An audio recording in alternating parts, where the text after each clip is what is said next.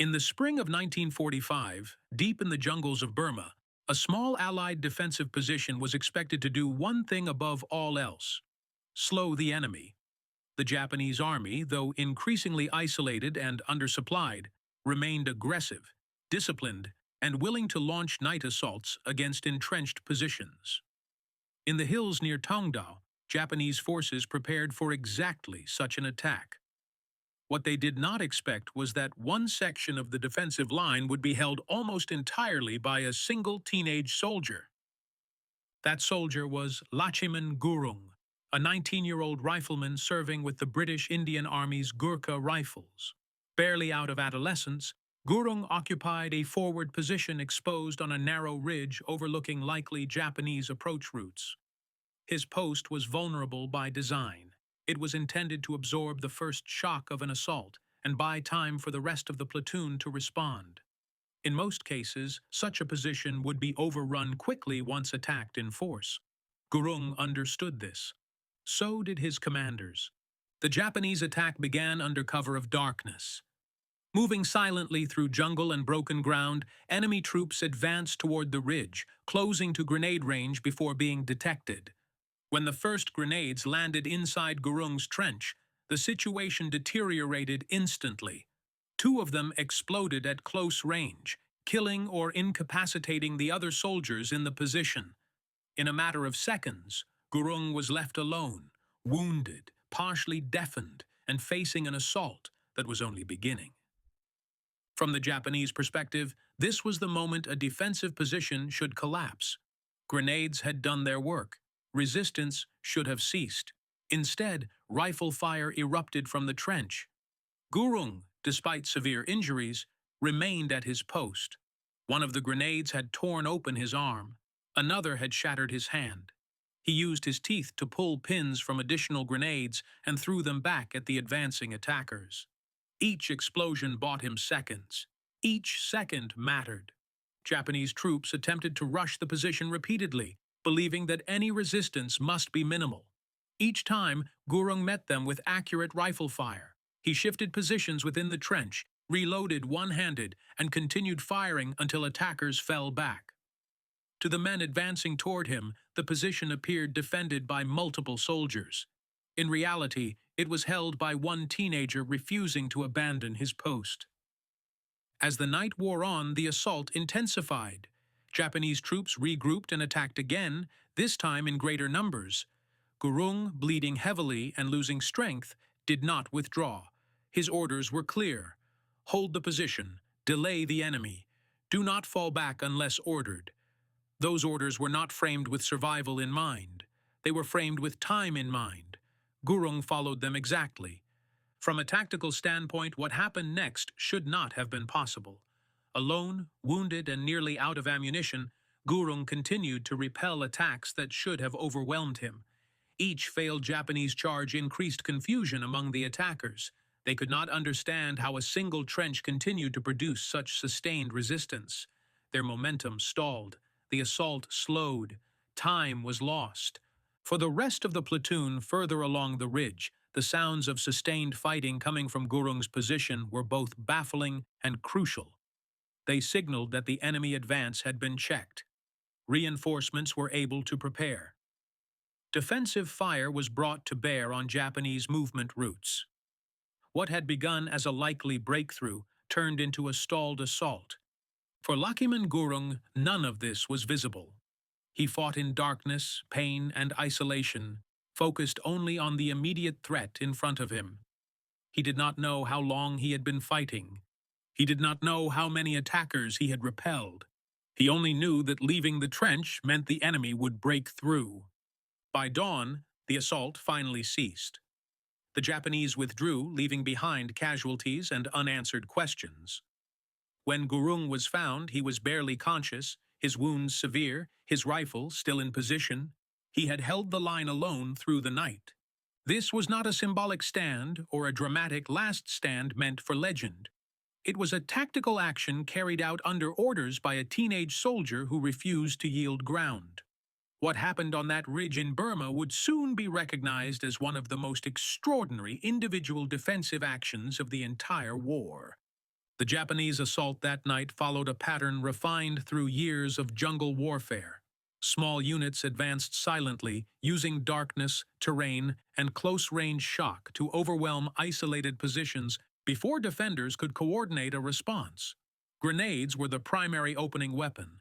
They were thrown not just to kill, but to disorient, collapse morale, and create the impression of overwhelming force.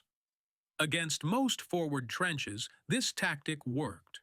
Once defenders were stunned or wounded, follow-up charges finished the job quickly. That was what the Japanese attackers expected to happen on the ridge. Instead, they encountered resistance that made no tactical sense. After the initial grenades exploded, the position should have gone quiet. It did not. Rifle fire continued, accurate and sustained. Grenades thrown toward the trench came back. Japanese soldiers advancing through the undergrowth believed they were facing a manned position supported by reserves. They slowed their approach, took cover, and regrouped. Each pause disrupted the momentum that jungle assaults depended on. In close combat, hesitation is fatal. That hesitation was forced upon them by a defender who should no longer have been capable of fighting. From inside the trench, the situation was even more extreme. Gurung's injuries were severe.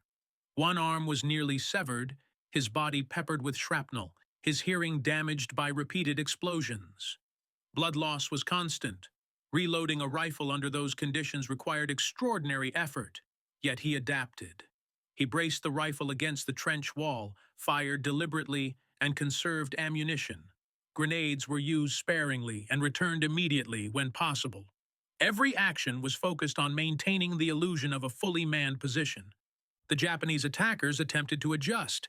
They probed from different angles, tested the trench with small advances, and tried to draw fire to identify weak points. Each attempt was met with immediate resistance. Gurung shifted positions within the trench, changing the origin of his fire to suggest multiple defenders. This was not a planned deception, it was instinctive survival. But its effect was decisive. Japanese units hesitated to commit fully, uncertain whether a larger force lay just beyond the ridge. As the night wore on, the assault became increasingly fragmented. Without a clear breakthrough, Japanese troops were forced to commit piecemeal. Each failed rush increased casualties and confusion. Officers struggled to assess the situation in darkness, under fire, and with limited communication. The expectation of rapid success had evaporated.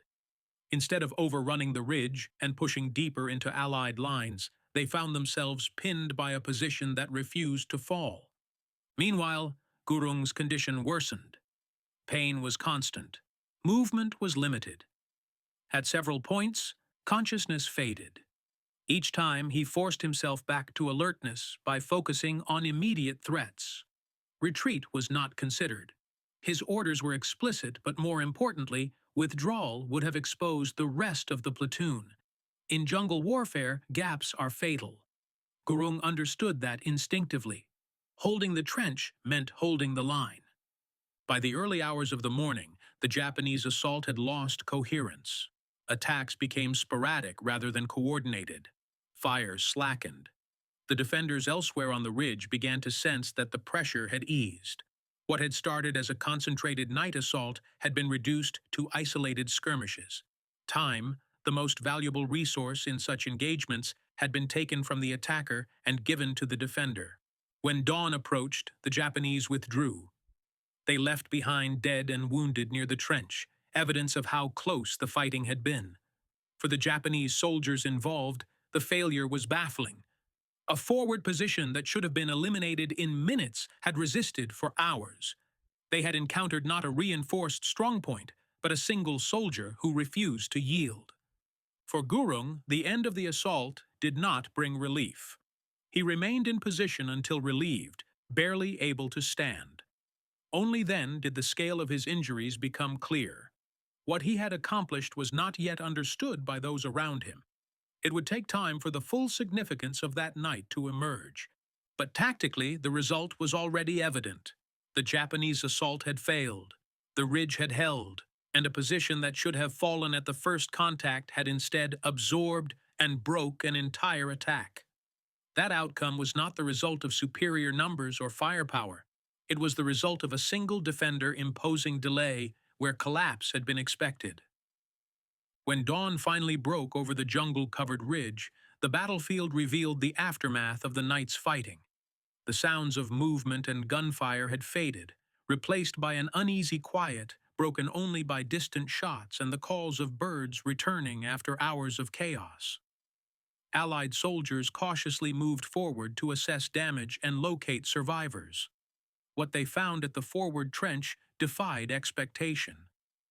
The position was battered, scarred by grenade blasts, and littered with spent cartridges. Nearby lay the bodies of Japanese soldiers who had advanced to within meters of the trench. And inside it, barely conscious but still alive, was Lachhiman Gurung. Gurung was found slumped in the trench, his wounds severe and his condition critical. One arm was nearly destroyed, his body riddled with shrapnel, and blood loss had been extensive. He had remained at his post until relieved, despite injuries that should have rendered him incapable of further resistance early in the night. For the soldiers who reached him, the realization was immediate and sobering. The sustained fire they had heard throughout the night had not come from a section or a squad. It had come from one man. Medical evacuation followed quickly, but the tactical consequences of the stand were already clear. The Japanese assault had failed completely. The ridge remained in Allied hands, and the defensive line had not been breached. Reinforcements that would otherwise have been forced into emergency counterattacks were able to hold prepared positions instead. The delay imposed by Gurung's resistance disrupted the Japanese timetable and denied them the opportunity to exploit darkness and surprise, two of their most effective tools in jungle warfare. From a broader perspective, the stand had implications beyond the immediate position. Japanese forces in Burma relied heavily on night attacks to compensate for shortages in artillery and air support. Success depended on speed, shock, and rapid collapse of enemy defenses. Gurung's resistance achieved the opposite effect. It slowed the assault, forced attackers into repeated engagements, and exposed them to increasing losses. Once daylight arrived, the tactical advantage shifted decisively in favor of the defenders. Japanese troops withdrew to reorganize, but the opportunity had passed. The ridge could no longer be taken easily, and the momentum of the attack was lost. What should have been a breakthrough became a failed probe, forcing Japanese commanders to reconsider further assaults in the area. This outcome was not the result of superior planning or overwhelming force. It was the result of time bought under extreme conditions by a single defender refusing to abandon his position. For Gurung himself, the battle was over. He was evacuated under fire and underwent extensive medical treatment. His survival was uncertain for days. He did not initially speak of what had happened, and there was no attempt on his part to dramatize the event. His actions were reported through witness accounts, physical evidence at the trench, and the simple fact that the position had held against odds that defied tactical logic. Within his unit, the significance of the stand became clear quickly. Officers and soldiers alike understood that without the delay imposed by Gurung's resistance, the Japanese assault might have rolled up the ridge before defenses could be stabilized. In jungle warfare, such collapses were often decisive, lines rarely reformed once broken. That they held in this case was extraordinary. What made the action even more striking was Gurung's age. At 19, he had neither the experience nor the authority normally associated with such a decisive defensive stand. He was not acting independently or seeking distinction. He was executing orders under conditions that made compliance nearly impossible. That distinction mattered deeply to those who understood the realities of the fighting. This was not recklessness or bravado. It was discipline carried to its extreme. As reports moved up the chain of command, the full picture of the engagement emerged. Japanese casualties near the trench confirmed the intensity of the fighting.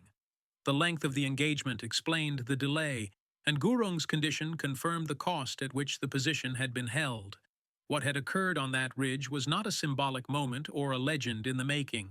It was a practical, tactical action with real consequences for the battle in Burma.